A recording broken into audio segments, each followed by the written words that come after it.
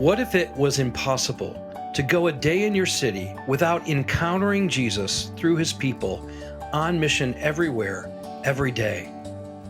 Welcome to the Saturate podcast, where we equip everyday disciples and leaders to make Jesus known in the everyday stuff of life.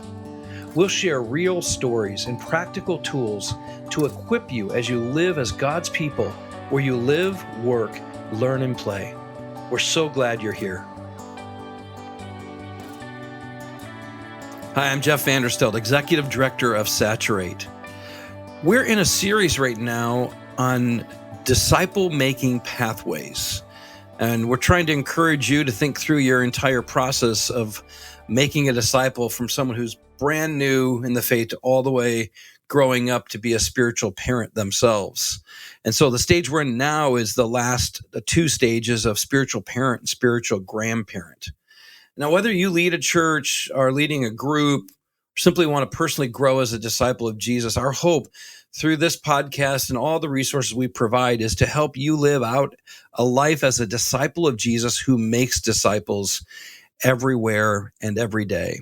So thanks for joining us, and I hope this series on the disciple-making pathway has been helpful. If you're new and you just started in here, I'd encourage you to go back and listen to the previous episodes. In this particular episode, we're talking about spiritual parents and then spiritual grandparents. As you think about your own pathway or your own journey, this stage often is incredibly neglected. I think what often happens is people end up in positions of authority or responsibility, but we don't intentionally still coach them, support them, come around them. And I think this stage in particular often is a stage where leaders feel very lonely, very isolated, oftentimes very separated from others. And so we're going to talk about how we test, affirm, and assess, as well as commission and provide ongoing support for people in this stage. As you think of moving someone from the spiritual apprentice or young adult stage to taking on now spiritual authority in any form that you might have in your particular setting, it's really important that they're first of all tested.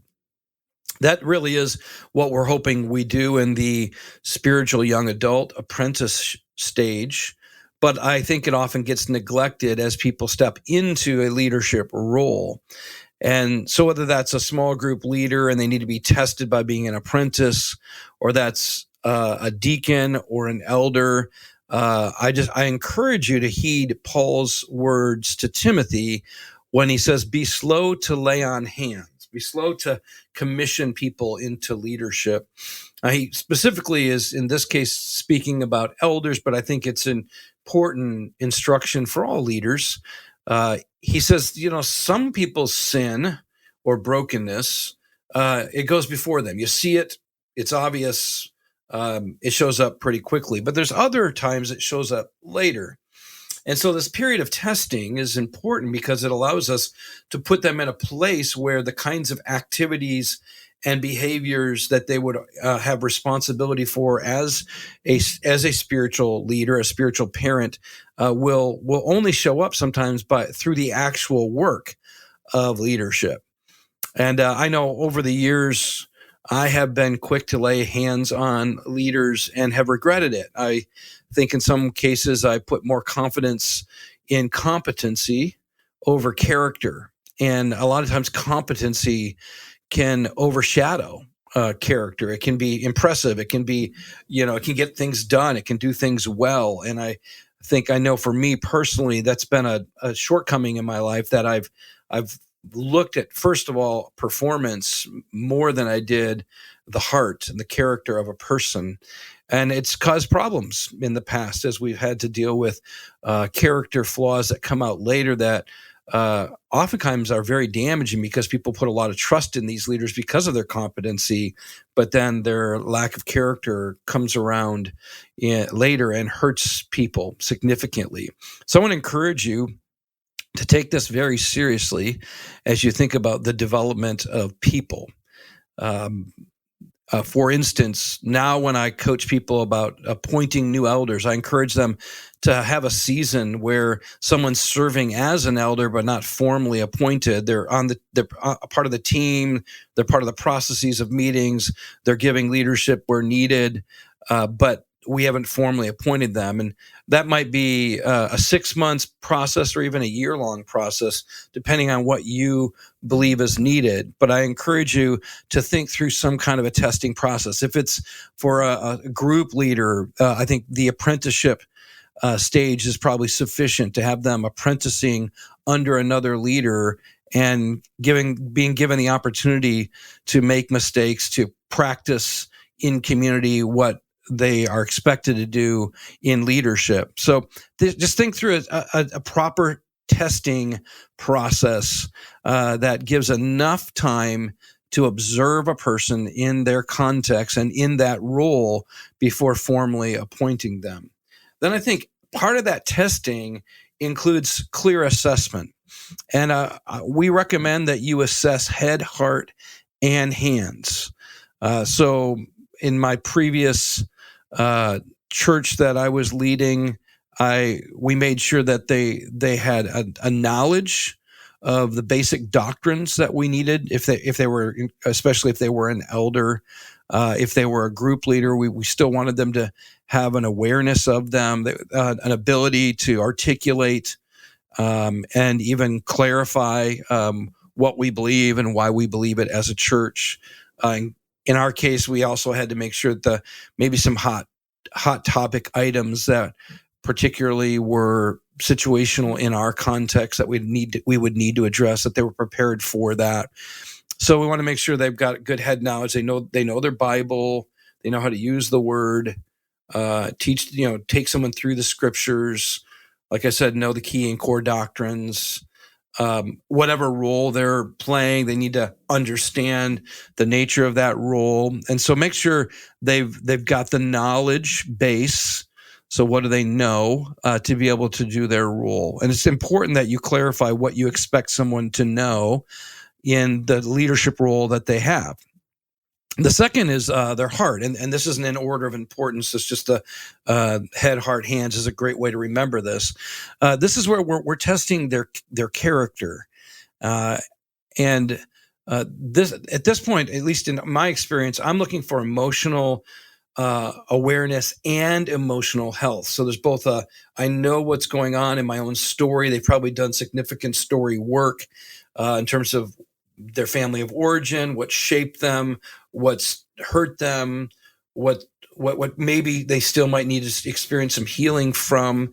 So do they know their story? Do they know how it's affected them? Do they know how they perceive God and people? One of my favorite ministries that does great work on this is Eden Project. If you haven't heard of Eden Project, Chuck Geschwind and Duke Rivard and Nathan Wagnon started it, and one of my other good friends, Abe Meisenberg, helps lead their Journey Home retreats, which is a week-long journey to find your way back home and at home in the love of the Father.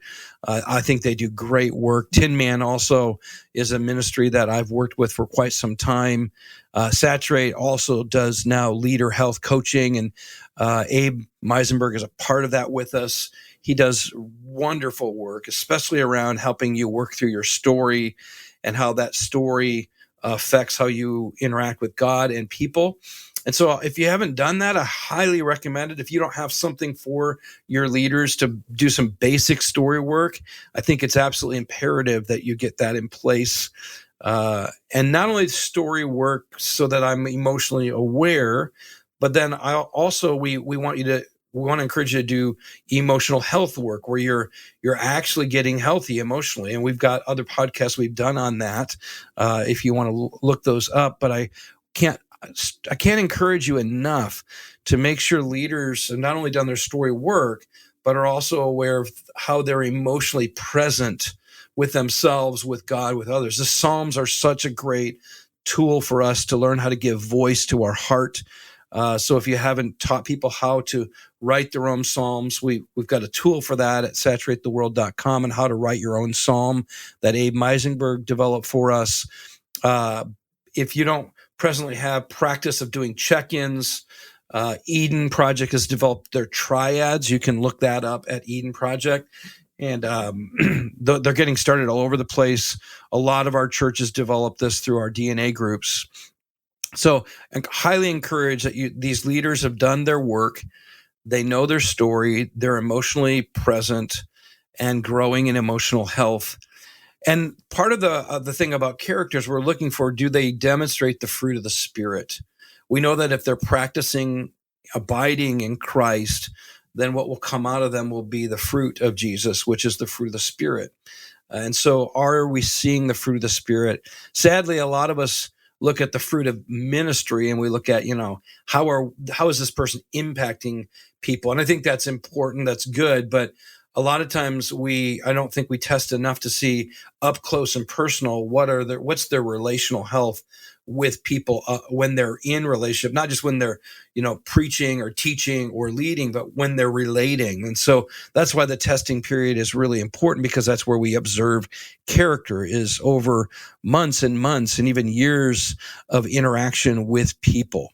Sadly, a lot of leaders have a trail behind them of brokenness, and we want to look for a trail of health, a trail of trustworthiness, a trail that shows that these people will steward the weight of responsibility and leadership that we're going to entrust them with. So make sure they're tested and assessed at the character level. There's a lot of ways to do this. I think some of it's what I've already shared, but some of it may be as you go through their story with them, you're going to look for hints of healing and health. You're going to look for markers that show they've taken seriously their own internal world. You want to definitely ask them about what their relationship with Jesus is like, what they do to abide in Christ, how present they are with the presence of God. Do they engage in practices like silence and solitude, Sabbath rest, fasting, prayer, being in the Word regularly? Do they show hospitality with a generous spirit? These are some of the things you're going to definitely be looking for. Of course, Paul gives us in his letter to Timothy qualifications of elders and deacons. Definitely be using those. And those aren't just skill. You'll see that they are character qualities of gentleness and humility and not quarrelsome. So these are not people who love a fight and love to debate others and prove them wrong. I mean, these are people who love to fight for relational unity and harmony. It doesn't mean they can't stand up and defend the truth. That's definitely important. They got to be able to defend what is right and true. And that's, I think the third part is, now we're talking about their hands. So head, heart, hands. What are their skills? And the skills are going to depend on the role. So, when we look at the requirement of elder, they need to be hospitable. They need to be able to teach.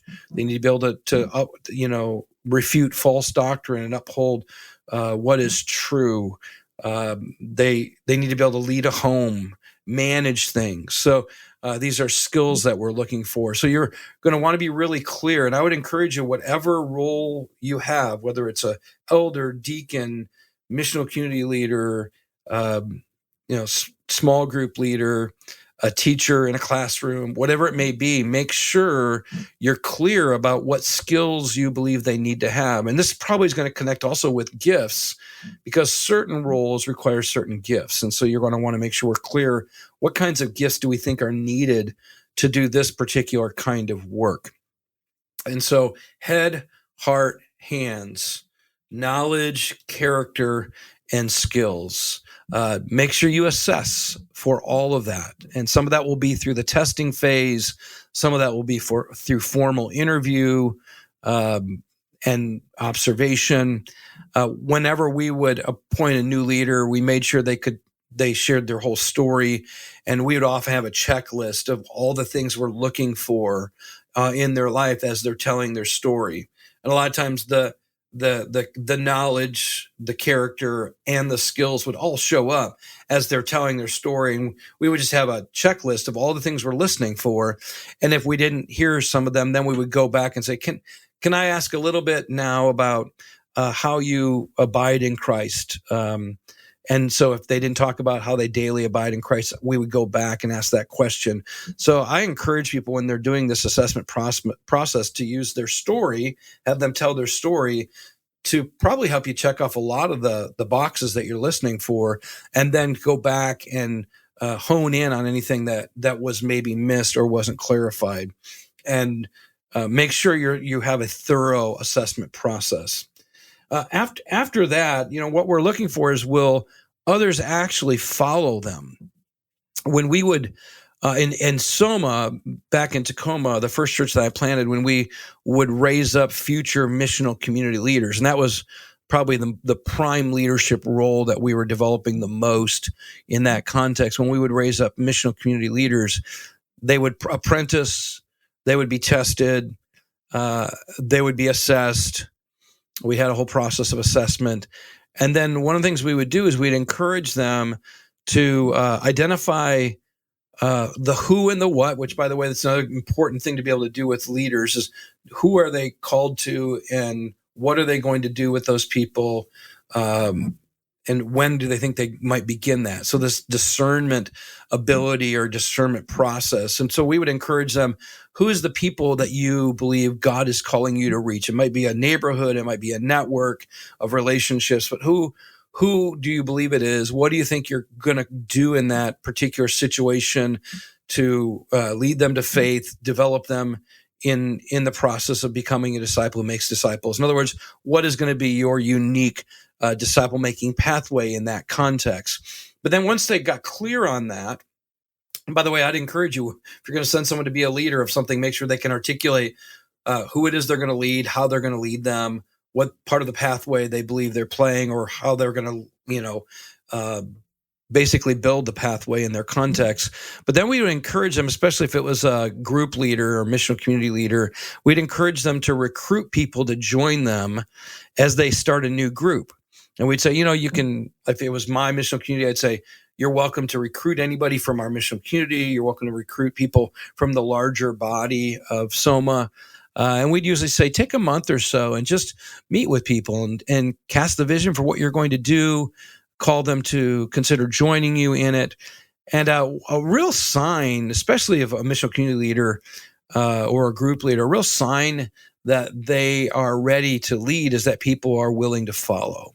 And so for us, if nobody wanted to follow them to start a new group, we would often say, I don't know that you're ready yet. And so now you might go, well, we don't have missional communities. I would still say whether they're going to be teaching a class or they're going to be leading a small group, whatever it might be, they're going to be an elder. I would at least ask them, could they find someone who they could apprentice, that would want to learn from them? And if they have a hard time finding anybody that would want to follow their leadership, we might want to put a pause on this process, because often the way that you discern whether someone's ready to lead is whether someone's willing to follow. So if no one's willing to follow somebody, I think we make a mistake, and even I think a disservice to God's people when we assign someone to be a leader when people don't have confidence in their leadership. I see this happen all the time, where a group will get bigger in a church, like a small group, and then they'll make a decision. We've got to multiply. And usually what they mean is they're going to divide it in half. And I always have to remind leaders, that's not multiplication, that's division. There's a big difference between multiplication and division. And multiplication is when you send out some people to go build something, and it's a group that multiplies another group, not just a big group that splits into two. And usually the big difference between the division and the multiplication is, in the division, it's oftentimes splitting a group and then assigning them a leader that maybe they didn't pick or that they didn't choose to follow, but we just need to keep breaking up groups because we don't have enough room for people in the church, so we have to create more groups. And we oftentimes do a disservice because we just assign them a leader that they don't necessarily want to follow. Whereas I think the process of saying we're going to raise up apprentices, we're going to encourage them to recruit, and then encourage whoever wants to follow them into this new group to join them, I think is a far safer way to ensure that we've got qualified leaders who are worthy of being followed. So, encourage you to think through, would someone follow them? How do we test that? How do we assess that? And then make sure they can lead others through the pathway, like we've already said. Make that a part of their process and assessment. And then they're going to need to be formally commissioned in some way or another. I think sometimes we send people off, but we don't pray over them. We don't honor this role and the seriousness of it. And so I'd encourage you to think through, how do you formally commission people?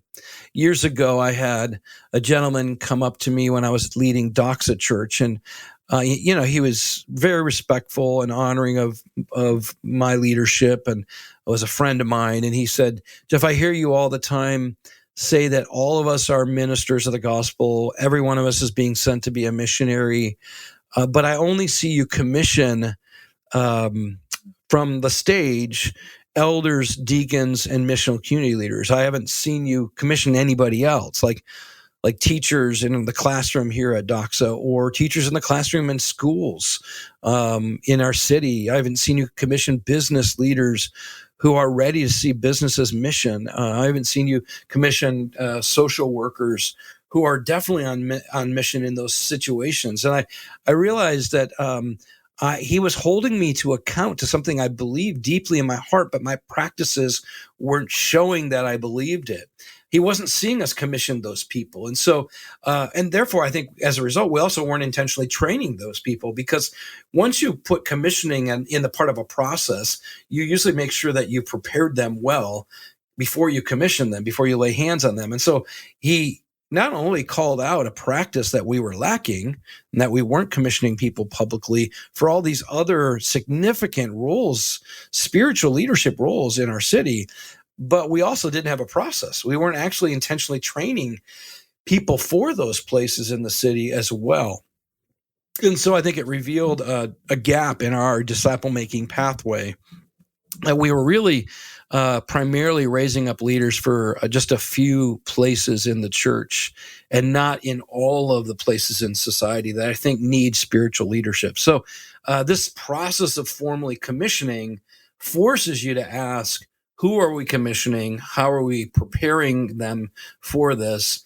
And does the church see the value of spiritual leadership in many different expressions? So I encourage you to think about that as you think about who you're commissioning, who you're developing, who you're training, who are you publicly affirming, so that the church knows these people are significant and important. Then, after we do that, we need to provide a means of ongoing support.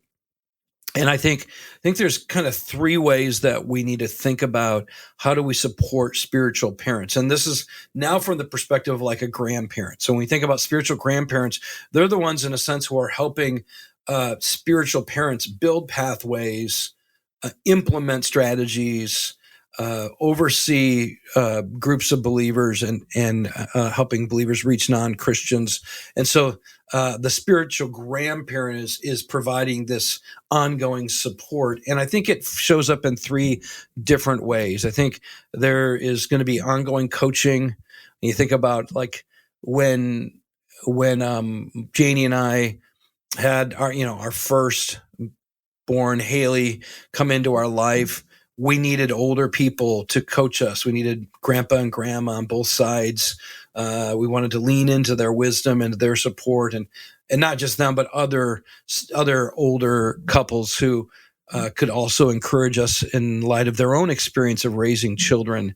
And so this is in some way what we're doing with spiritual parents. We want to get around them and provide ongoing coaching for whatever it is they're working through. I think we want to keep doing training as well. A lot of times I think pastors and leaders get all this training to get them to the place of spiritual leadership, and then they stop learning. They stop getting input. And I think that's a real detriment to their own spiritual growth and their ongoing development as a leader.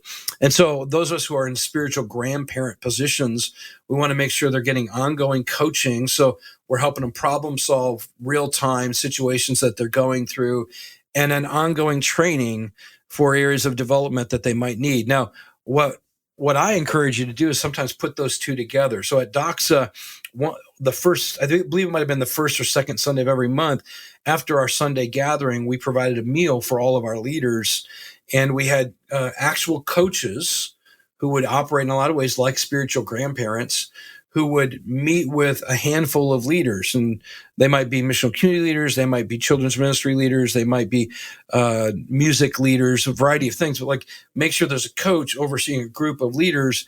And we would provide a meal for them. We'd provide childcare for them if they had children. So there was nothing that would prevent them from being at the training. And then we would do a little bit of training and a lot of bit of coaching. So it might be 20 minutes of some kind of information that we were giving to them, and then an opportunity to possibly likely practice or process that information. If you've heard me teach on the deeper model of equipping, we would try to do deeper equipping. There's other training that we've done on that if you want to look up deeper at saturatetheworld.com. But we try to provide deeper training where there's the opportunity to process it, to practice it, and then to even be coached in it. So we would do about 20 minutes or so of teaching and about 40 minutes or more of some kind of coaching around the content, where the spiritual grandparents could sit with these spiritual parents and say, okay, let's talk about your group. Let's talk about your context. How would you apply it in your context?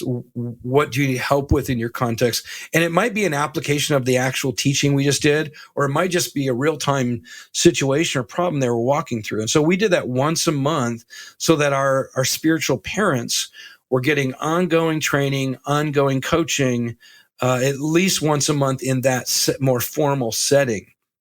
But then we also provided a third part of it, which is a relational support, where each coach was responsible outside of that Sunday gathering to have a meeting with the one of the people they were coaching. And most of our coaches had about 4 or 5 leaders they would do this with, so they could, once a week kind of have maybe a lunch or a coffee or a phone call with one of their leaders. So throughout a month, they might have once a week meetings with someone they were coaching.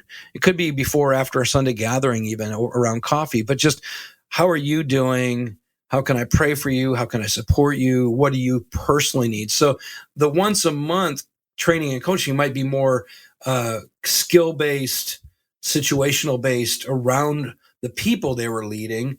But then the relational support was more, how are you doing?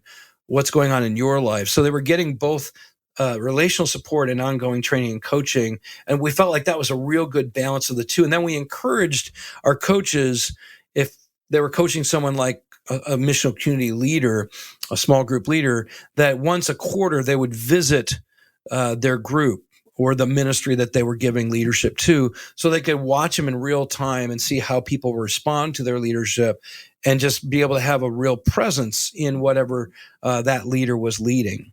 So I'd encourage you to think through those 3 things, that there's training, coaching, and relational support for your spiritual parents, provided by spiritual grandparents. People are a little bit older in the faith who are encouraging and supporting these spiritual parents who are giving oversight to a portion of the people of God that God's given them responsibility for.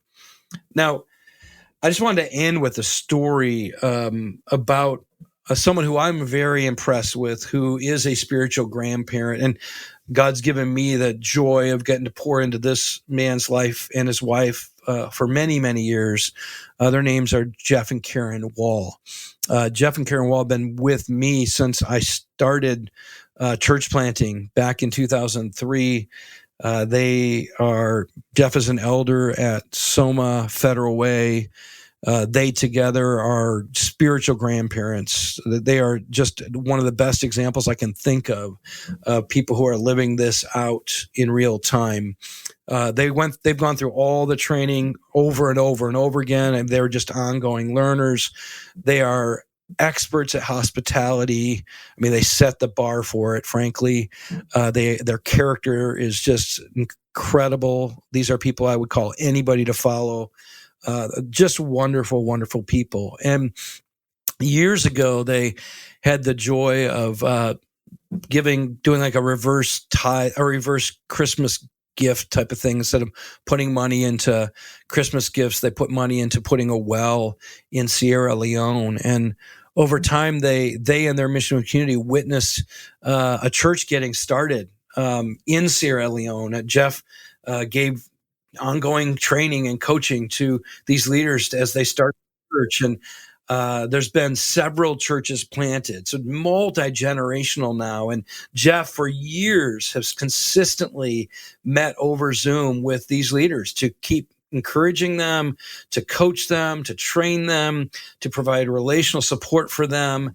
And if I mean, Jeff Wall is probably one of the best, and Karen Wall, Jeff and Karen together are probably one of the best examples of spiritual grandparents who are seeing multi-generations of impact because of the way they have poured their lives into spiritual parents in Sierra Leone. And not only are there multiple churches that have gotten started, there's medical clinic, there's a Bible school, there's a school for kids. I mean, it's just had a huge impact.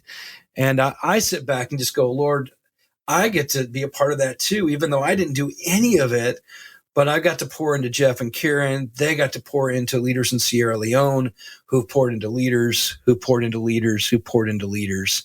And that's really, I think, what all of us are longing for, is that we would have multi-generational impact. I think every Christian was meant and even created by God uniquely in their own gifts and skills to have multi-generational impact, that we would all have a disciple that's making disciples, that's making disciples. And in that sense, we all could be spiritual grandparents who are helping others become spiritual parents. So as we bring this pathway conversation to a close, I want to encourage you to think back on the entire process of making disciples. Where are you strong? Where are you weak?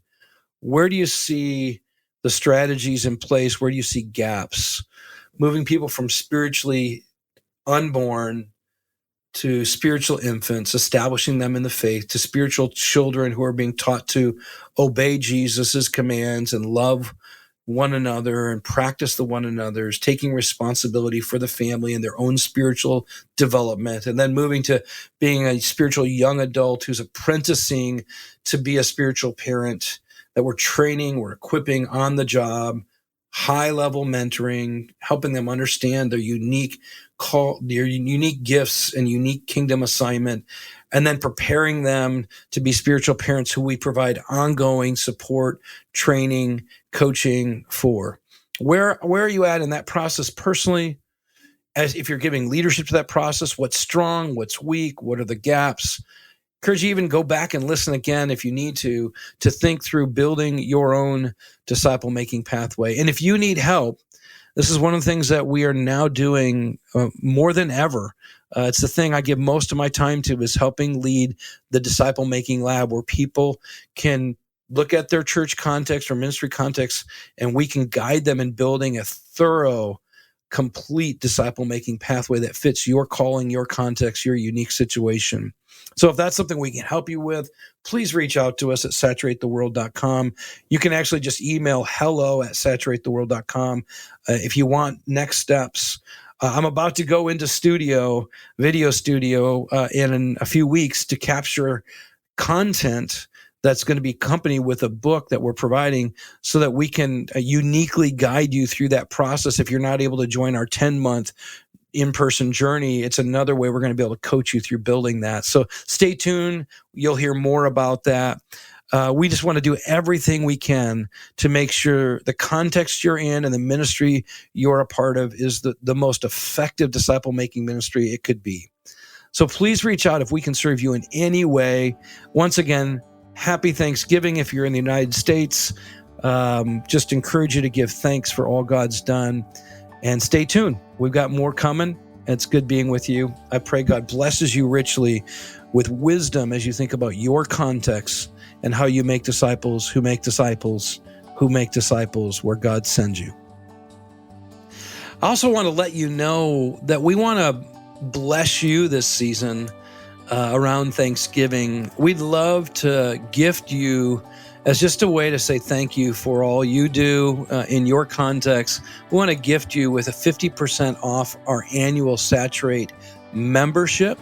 So if you want to take advantage of that, you can just use the coupon code Thankful25. So all caps, no spaces, Thankful25. And you can just put that coupon code in when you purchase the annual membership. So we hope that blesses you this season. And once again, if you have any questions, reach out to us at hello@saturatetheworld.com.